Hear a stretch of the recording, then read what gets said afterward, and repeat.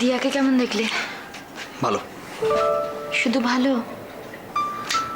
আমি তো তোমাকে বলেছিলাম যে দিয়ার যে অসুখটা সেটা ইনিশিয়াল স্টেজে ধরা পড়েছে, ঠিকঠাক সময় মতো ওষুধ পড়ে গেছে, কোনো চিন্তার কিছু নেই।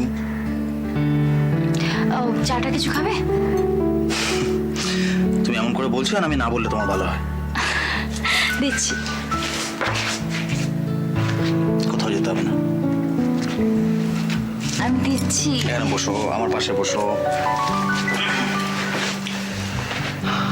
আমার জীবনে তোমার থেকে নিশ্চয়ই চাটা বেশি ইম্পর্টেন্ট নয়। আচ্ছা, আজও কি বাড়ির লোকজনরা সব আমাদের কথা বলার জন্য বাড়ি খালি করে দিয়ে চলে গেছে? হ্যাঁ, কার আর কি চিন্তা আছে তো বাড়িতে দারোয়ান বসে। মানেটা খুব সিম্পল। বিয়ে ভেঙে চলে এসেছে বাড়িতে, আমার তখন একটাই কাজ, দারোয়ানগিরি করা। শুনলে তুমি এইভাবে কেন বলছো? এই বাড়িটা তো তোমারও। বাড়িটা সবারও, সবাই সবার কাজে বেরিয়ে পড়ে পাহারা দেওয়ার ব্যাপারে। শোনা আছিস তো, দিয়াকে দেখিস। রাগটা কার ওপর?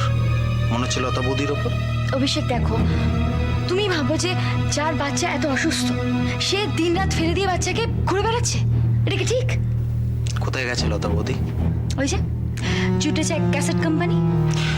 দেখো, নিশ্চয়ই কোনো কাজ আছে, সেই কারণে গেছে, না হলে নিশ্চয়ই যেতেন না। এটা কিরকম দরকার যেখানে রাত বিরাতে যেতে হয়? তোমার কথার মধ্যে যেন একটা অন্য গন্ধ পাচ্ছি। দিয়া হঠাৎ আজকে বায়না ধরেছে যে মায়ের হাতে খাবে, আমার হাতে কিছুতেই খেতে চাইছিল না। দেখো সোনালি, তুই একটা বাচ্চা মেয়ে, ও বায়না করবেই, ওকে বোঝাও। কি বোঝাবো? ওকে বলবো যে তোমার মা এখন শুধু মা নয়, বিখ্যাত গায়িকা। তা কেন বলবে? না না, আমি আজকাল লক্ষ্য করেছি বৌদির বাড়িতে একদম মন নেই। দিয়াকে আমিও ভালোবাসি, তাই বলে আমার উপর ভার দিয়ে বেরিয়ে যাবে? তোমার রাগের আসল কারণ কোনটা? কোনটা মানে তোমাকে দিয়াকে দেখতে হচ্ছে সেইটা, নাকি বৌদি ফেমাস হয়ে যাচ্ছে সেই কারণে? তোমার মনটা ভীষণ ছোট অভিষেক। কিন্তু তোমার কথার মানেটা তাই দাঁড়ায়। আমি বৌদিকে হিংসে করি, তাই তো? লতা বৌদি একটা নতুন জীবনে পা রাখতে চলেছে, গানের জগতে প্রতিষ্ঠা পাওয়া কিন্তু সোজা কথা নয়, তাকে তো একটু সময় দিতে হবে। আচ্ছা, বৌদির উপর দরদ উতলে উঠছে। কেমন সোনালি? ওহো, হঠাৎ বৌদির সাইড নিয়ে কথা বলছো? দেখো, যেটা নেয় আমি সেটার পক্ষে কথা বলছি, তুমি যে কথাটা বলছো সেটা যুক্তিহীন। তোমার মুখে আমি এই কথা এক্সপেক্ট করিনি, বিশ্বাস করো। তোমার তো উল্টে বৌদিকে উৎসাহ দেওয়া উচিত। ও, সব আমাকেই করতে হবে? সব পুরুষ মানুষরা একই রকম। হঠাৎ বৌদির দুঃখে প্রাণটা কেঁদে উঠলে কেন? সোনালি, তোমার স্বভাবটা এরকমই। মানে থাকে, কিছু পুরুষ মানুষ থাকে যারা সোজাসুজি প্রেমটা করতে পারে না, ঘুরিয়ে বিবাহিত মহিলাদের সাথে প্রেমটা করে।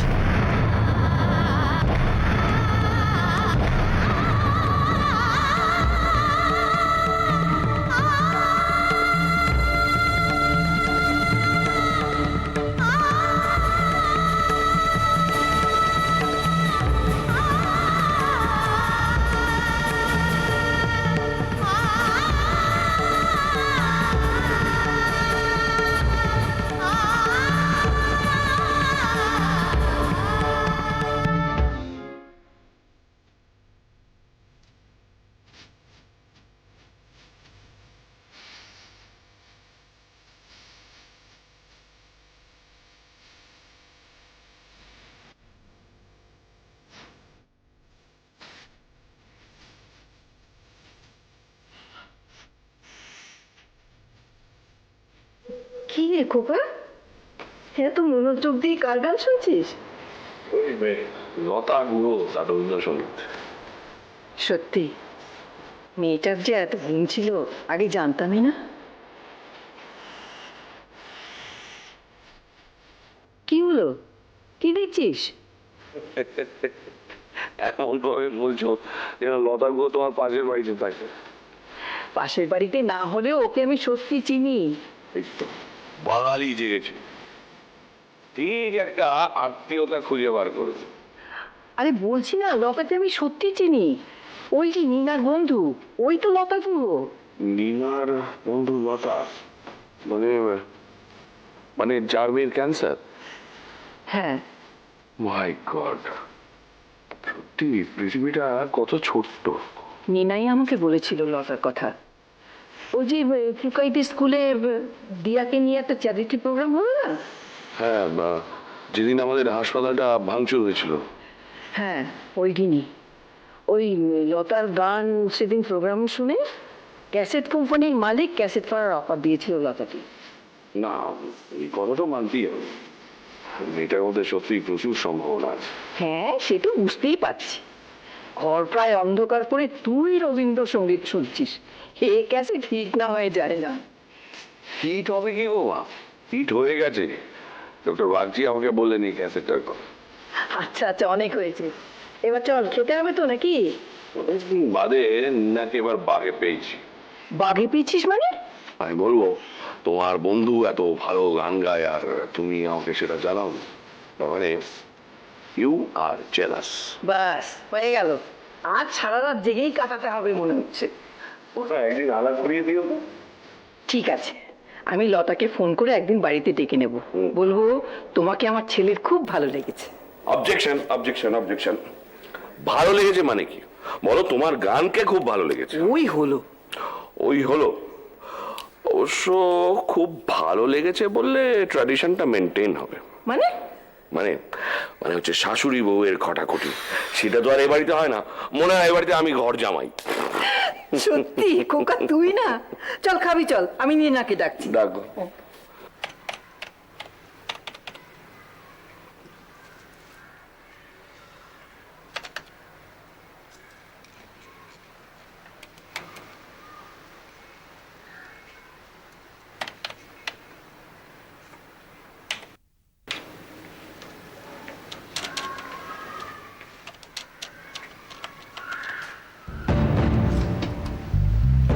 পেলে হ্যাঁ একটু। কি হচ্ছে? তুমি ভীষণ নরম লীনা।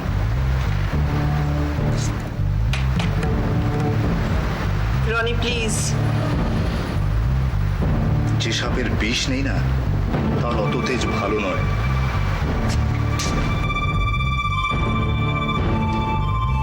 এত রাগ ভালো নয় সুন্দরী, তোমার তো আর সেদিন নেই।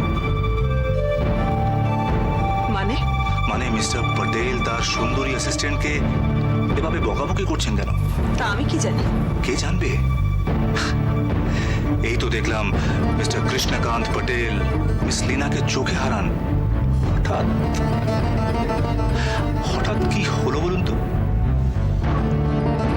রনি অসভ্যতা করো না। আমি তো অসভ্যই, আর তার উপর আবার সুন্দরী মহিলা দেখলে তো আমি আরো অসভ্য হয়ে যাই।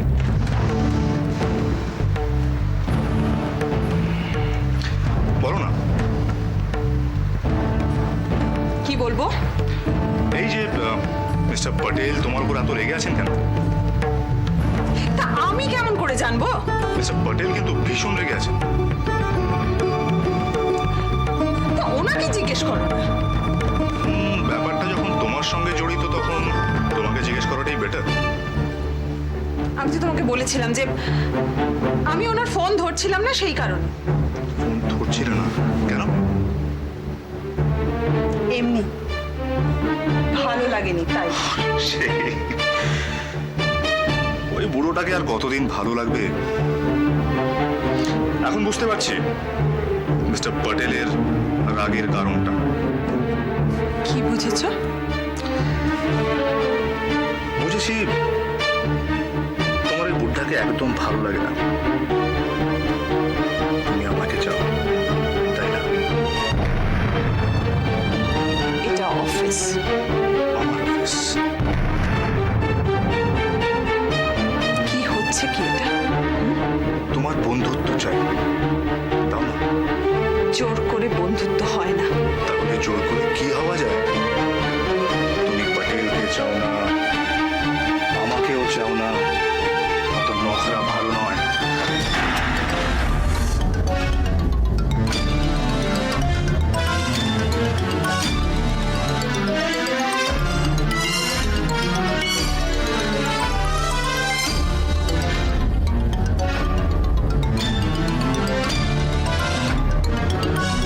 অনেক নখরা করেছো, আর নয়। এতদিন তো তোমাকে ছুতে পারিনি, আজ আর কোনো বাধা নেই।